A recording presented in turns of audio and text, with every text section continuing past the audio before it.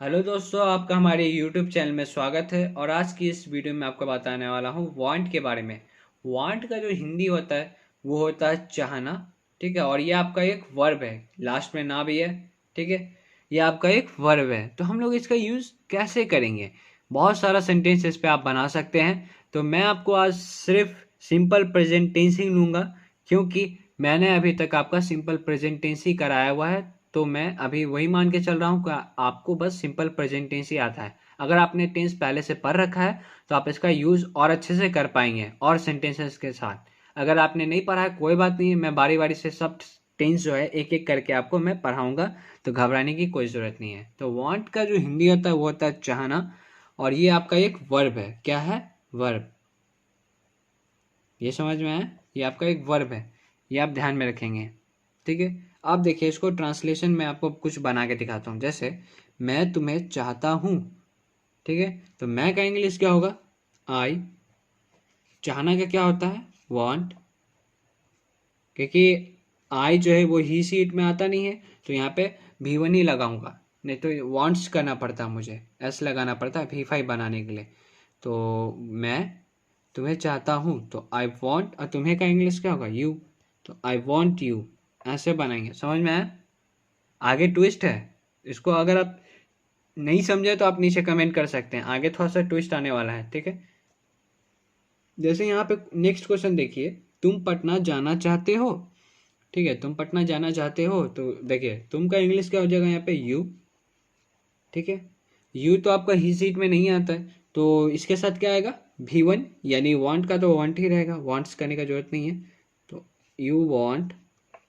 अब यहाँ पे बच्चे बहुत ज़्यादा गलती करते हैं। वो क्या करते हैं गलती? मैं आपको पहले गलती करके दिखाता हूँ, फिर मैं उसको सही करता हूँ। तो देखिए, मैं पटना जाना चाहता हूँ तो आई वॉन्ट गो, और मैंने बताया था जहाँ भी जाते हैं टू लगा के जाते हैं, तो टू पटना,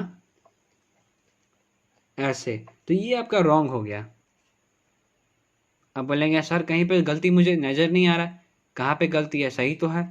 यू वॉन्ट, तुम चाहते हो पटना जाना, तो गो टू पटना, एकदम सही है, कहीं पे कोई गलती ही नहीं है।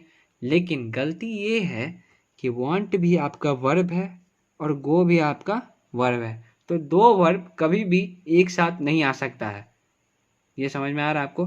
दो वर्ब एक साथ कभी भी नहीं आ सकता है। जैसे आप ऐसा समझिए, किसी फैमिली में कोई एक हेड होता है, या तो मम्मी या तो पापा।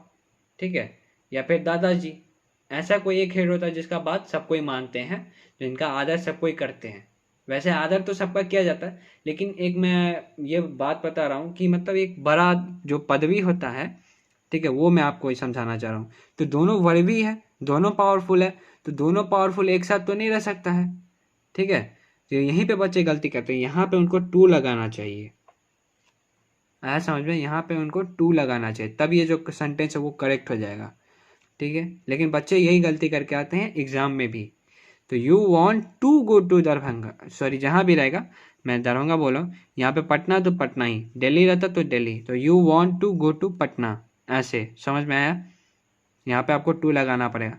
बहुत बच्चे बोलेंगे यहाँ पे दो टू कैसे लगा दिए, यहाँ भी यहाँ भी, तो ये गो के साथ टू लगेगा ही कहीं भी जाएंगे तो।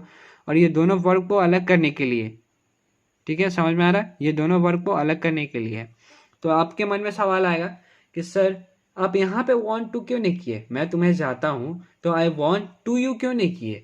इसीलिए नहीं किए क्योंकि यहाँ पे जो यू है वो आपका वर्ब है।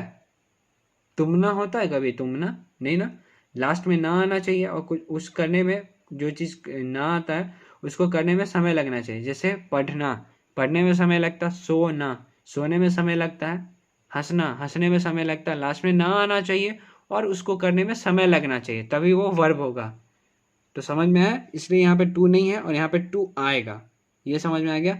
नेक्स्ट एग्जाम्पल बढ़ते हैं। थर्ड नंबर, मैं यह काम करना चाहता हूँ, तो मैं चाहता हूँ तो आई वॉन्ट। आई वॉन्ट, देखिए करना का होता है डू, डू भी आपका वर्ब है, वांट भी आपका वर्ब है, तो टू लगाना पड़ेगा आपको। तो आई वॉन्ट टू डू, यह काम यानी this work, I want to do this work, यह काम का होगा दिस वर्क, यह का दिस काम का वर्क। अब देखिए वह पढ़ना चाहती है, तो सी लगाऊंगा पहले तो सी। अब देखिए कुछ बच्चे यहाँ पे करेंगे वांट, लेकिन जो कि गलत है, वांट्स हो जाएगा क्योंकि ही सी इट और सिंगल नेम के साथ V5 लगता है, मैंने पिछले वीडियो में बता रखा है। तो सी वांट्स। अब देखिए पढ़ना भी वर्ब है और चाहना भी वर्ब है, ठीक है, तो बीच में आपको टू लगाना पड़ेगा। तो सी वांट्स टू रीड। तो देखिए कोई बच्चे ज़्यादा ओवर स्मार्ट क्या कर देते हैं कि वो यहाँ पे एस लगा देते हैं, जो कि आपका नंबर एग्जाम में कट जाता है। क्योंकि देखिए एक ही वर्ड में आपको एस लगाना है, वो जो रूल है वो एक ही वर्ड में आपको लगाना है। तो इसी में आपको लगाना होगा फर्स्ट वाले में, जो आप सी के साथ लेंगे, क्योंकि ही सी इट के साथ आपको V5 लेना पड़ता है। तो V5 आपने यहाँ पे आपको लेना होगा, ना कि यहाँ पे। समझ में आया? तो सी वॉन्ट्स टू रीड ये नहीं करेंगे, सी वॉन्ट भी नहीं कर सकते हैं या फिर सी वॉन्ट टू रीड्स भी नहीं कर सकते, क्योंकि आपको यहाँ पे इसी के साथ आपको लेना पड़ेगा, जो पहले आपका सब्जेक्ट है उसी के साथ। समझ में आया? आगे देखिए, वह क्रिकेट खेलना चाहता है, तो यहाँ पे ही होगा।